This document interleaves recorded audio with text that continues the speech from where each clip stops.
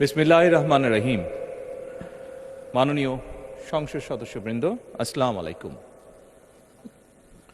ফ্যাসিবাদের নির্মমতার শিকার অসংখ্য মানুষের কান্না আর হাজারো প্রাণের আত্মত্যাগের মধ্যে দিয়ে অবশেষে আজ থেকে পুনরায় যাত্রা শুরু হতে যাচ্ছে জনগণের ভোটে জনগণের কাছে জবাবদিহিমূলক সত্যিকার অর্থে জনপ্রতিনিধিশীল জাতীয় সংসদ।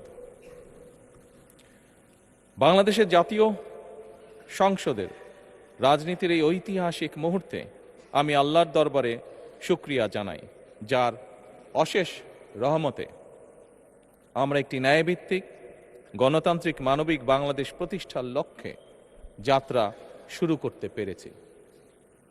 1971 সালের স্বাধীনতা যুদ্ধের থেকে শুরু করে 2024 সালের দেশ এবং জনগণের স্বাধীনতা রক্ষার যুদ্ধ সহ এই পর্যন্ত দেশে গণতন্ত্র এবং মানুষের অধিকার প্রতিষ্ঠার সংগ্রামে যারা শহীদ হয়েছেন, ত্রয়োদশ জাতীয় সংসদ শুরুর এই যাত্রা লগ্নে আমি তাদেরকে কৃতজ্ঞতার সঙ্গে স্মরণ করছি।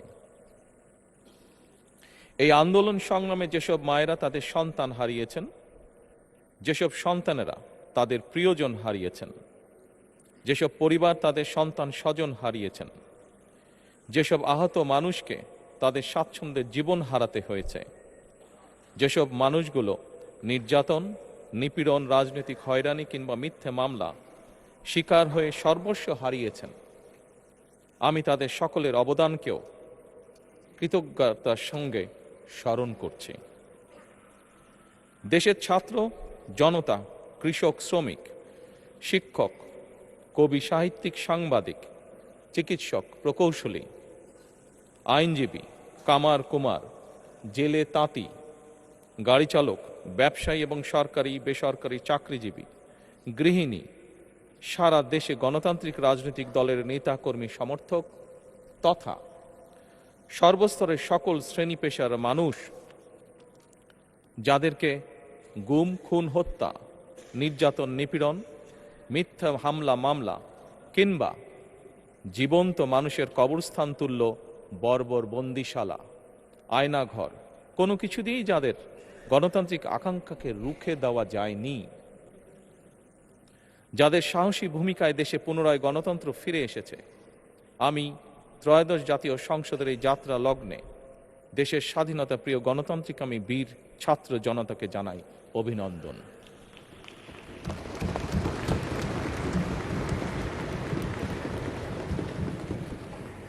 সম্মানিত সংসদ সদস্যবৃন্দ,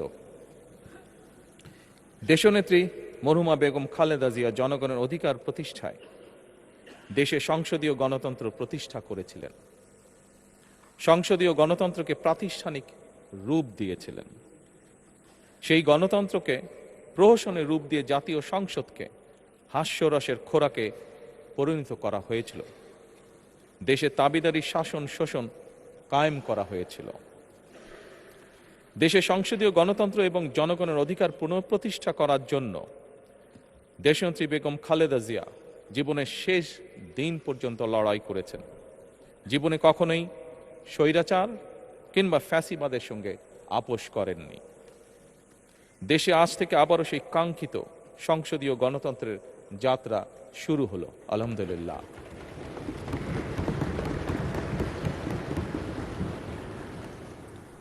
সংসদীয় রাজনীতি প্রতিষ্ঠাতা খালেদা জিয়া দেশ এবং জনগণের সাফল্যে এই শুভ মুহূর্তটি দেখে যেতে পারেননি। আজ তাই এই জাতীয় সংসদে দাঁড়িয়ে আমরা দেশ এবং জনগণের স্বার্থে আপসীর নেতৃত্ব, ব্যক্তিত্ব, স্মরণীয়, বরণীয়, অনুকরণীয় রাজনীতিবিদ মরহুমা খালেদা জিয়াকে গভীর শ্রদ্ধার সঙ্গে স্মরণ করছি।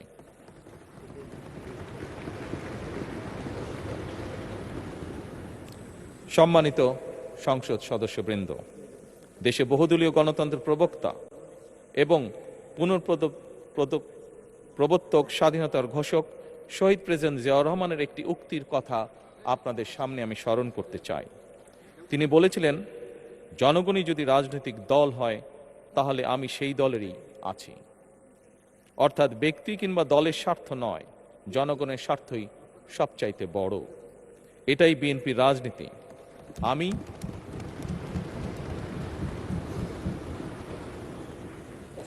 আমি প্রথমবারের মতন বাংলাদেশ জাতীয়তাবাদী দল বিএনপি থেকে জাতীয় সংসদ সদস্য নির্বাচিত হয়েছি। জাতীয় সংসদের সংসদীয় দলের নেতা নির্বাচিত হয়েছি।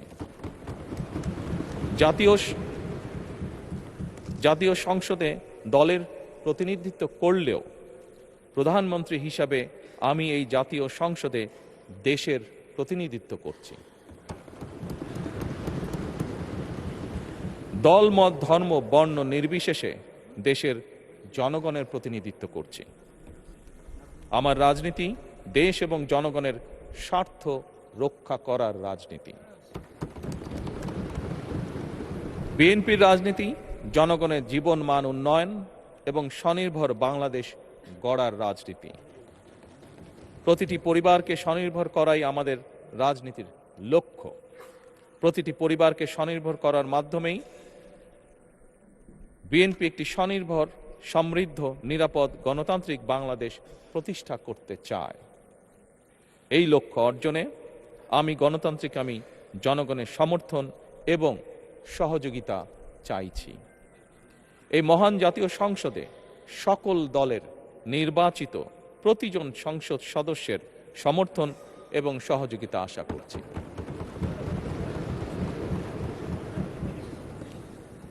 সম্মানিত সংসদ সদস্যবৃন্দ, আমি বিশ্বাস করি আমাদের দল কিংবা মত কিংবা কর্মসূচি ভিন্ন হতে পারে, কিন্তু তাবেদার মুক্ত, ফ্যাসিবাদ মুক্ত একটি স্বাধীন, সার্বভৌম, নিরাপদ, স্বনির্ভর বাংলাদেশ প্রতিষ্ঠায় আমাদের মধ্যে কোনো বিরোধ থাকতে পারে না, বিরোধ নেই। জাতীয় সংসদকে জাতীয় কর্মকাণ্ডের কেন্দ্রবিন্দু না করে বিতাড়িত ফ্যাসিস্ট সরকার জাতীয় সংসদকে অকার্যকর করে ফেলেছিল। আমরা এই মহান জাতীয় সংসদকে সকল যুক্তি, তর্ক আর জাতীয় সমস্যা সমাধানের কেন্দ্রবিন্দুতে পরিণত করতে চাই। সম্মানিত সদস্যবৃন্দ, নতুন সংসদ যাত্রা শুরু করার সময় সংসদের সাবেক স্পিকার কিংবা ডেপুটি স্পিকার উপস্থিত থাকার কথা ছিল, কিন্তু পতিত, পরাজিত, বিতাড়িত ফ্যাসিস্ট সরকারের জনবিরোধী এবং গণবিরোধী কর্মকাণ্ডের ফলে যে জনরোষ তৈরি হয়েছিল তাতে এই মহান সংসদের সাবেক স্পিকার বা ডেপুটি স্পিকারকে খুঁজে পাওয়া যায়নি। তাদের কেউ কারাগারে, কেউ নিখোঁজ কিংবা কেউ পলাতক। দীর্ঘ ১.৫ দশকের ফ্যাসিবাদী এবং তাবেদারি শাসন শোষণের পর জনগণের ভোটে নির্বাচিত প্রতিনিধিদের নিয়ে আজ আমাদের এক বিশেষ পরিস্থিতিতে জাতীয় সংসদের কার্যক্রম শুরু হতে যাচ্ছে। এমন পরিস্থিতিতে আমরা সংবিধান এবং সংসদের কার্যপ্রণালী বিধির বিধান অনুসরণ পূর্বক ত্রয়োদশ জাতীয় সংসদে সভাপতিত্ব করার জন্য আজ আমি প্রবীণ রাজনীতিবিদ এবং 5 বারের মতন নির্বাচিত জাতীয় সংসদ সদস্য জনাব ডক্টর খন্দকার মোশাররফ হোসেনের নাম প্রস্তাব করছি।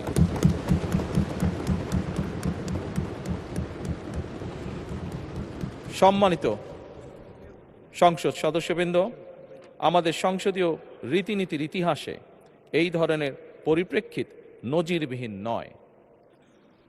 1973 সালে তৎকালীন প্রধানমন্ত্রী মরহুম শেখ মুজিবুর রহমান ওই সংসদের সদস্য মাওলানা আব্দুর রশিদ তর্কবাদিসের নাম প্রস্তাব করেছিলেন এবং তার সভাপতিত্বে বাংলাদেশের প্রথম সংসদের প্রথম অধিবেশন শুরু হয়েছিল। আমি জাতীয় সংসদের সকল সম্মানিত সদস্যকে স্বাগত এবং ধন্যবাদ জানাই। আল্লাহ হাফেজ। বাংলাদেশ জিন্দাবাদ।